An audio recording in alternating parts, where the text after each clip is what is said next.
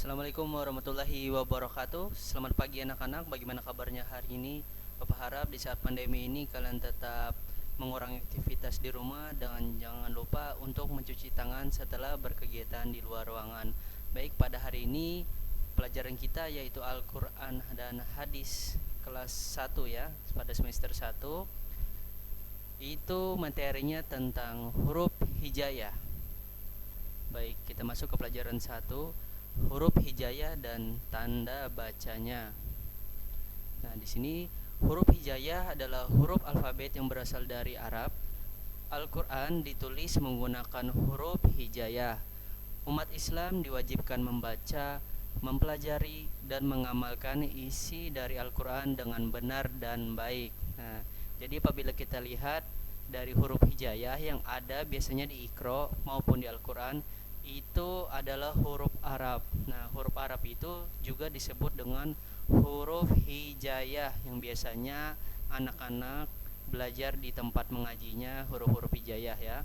Ingat, huruf hijaiyah itu juga huruf Arab, Arab juga huruf hijaiyah. Kemudian umat Islam diwajibkan membaca, mempelajari dan mengamalkan karena memang umat Islam itu sendiri kitabnya adalah apa? Kitabnya adalah Al-Quran. Jadi kita memang sebagai umat Islam itu memang wajib karena Al-Quran itu sendiri merupakan kitab umat Islam.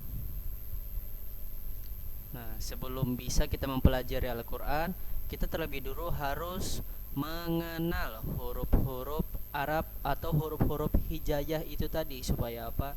Supaya kita bisa membaca Al-Quran. Jadi kita mengenali dulu satu persatu huruf-hurufnya. Baik, dimulai dari awal ya. Dan harap di rumah sambil diikuti dengan baik, pelan, dan benar. Pertama ada huruf alif, ba, ta, sa, jim, ha, kho, dal, zal, ro, zai, sin, shin, sad, dot, to, zo, ain, goin, fa, kof, kaf, lam, min, nun, waw, ha, yang terakhir ya. Nah, itu huruf-huruf hijaiyah nama-namanya, tapi ini nama-nama huruf hijaiyah yang sebelum diberi tanda baca. Nah, ini nama-namanya huruf alif, huruf ba, huruf ta, huruf sa, dan sampai huruf ya. Nah, bisa dilihat di situ huruf-hurufnya. Harap di rumah sambil diikuti, kemudian dihafalkan huruf alif sampai huruf ya.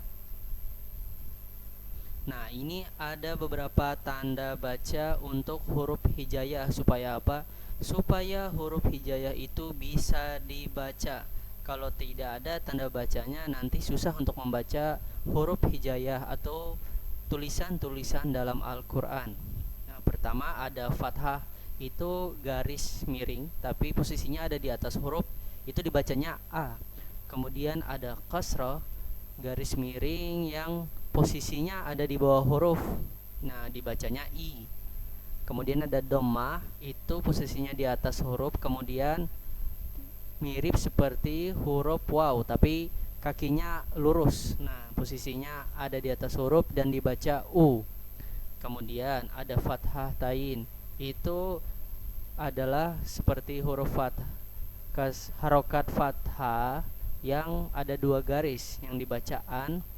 Kemudian kasrah tain sama seperti kasrah di bawah tapi ada dua garis yang dibacain. Kemudian ada dhammah tain sama seperti huruf dhammah atau harakat dhammah, tapi ada tambahannya. Nah, ada tambahan di kakinya seperti itu. Itu dibacanya un. Kemudian ada tasdid. Itu mirip seperti kepalanya huruf sin dan shin ya.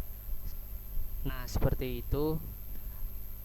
Ini huruf sebelumnya dibaca lebur ke dalam huruf berbaris ini, kemudian dibaca sesuai barisnya. Bisa dibilang tasdid ini adalah huruf sukun yang double seperti itu. Nah, Kita lihat huruf sukun, harakat sukun ini itu tandanya seperti itu, ada yang koma tapi yang ini bulat, bisa koma bisa bulat.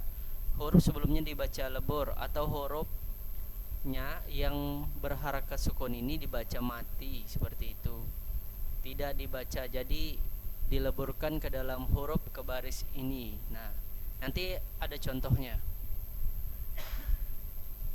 Nah, ini contohnya harokat dhammah, kasrah dan fathah. Nah, di situ ada huruf alif ya. Huruf alif yang harokatnya dhammah itu dibaca u, kasrah i, fathah a. Kemudian huruf ba yang harokat dhammah bu, kasrah bi, fathah ba. Kemudian huruf ta yang dhammah dibaca tu, kasrah ti, kemudian fathah ta. Kemudian ada huruf sa, harokat dhammah dibaca su, kasrah si, kemudian fathah sa. Nah, seperti itu cara membaca huruf hijaiyah dengan harokat. Nah, kemudian tadi ada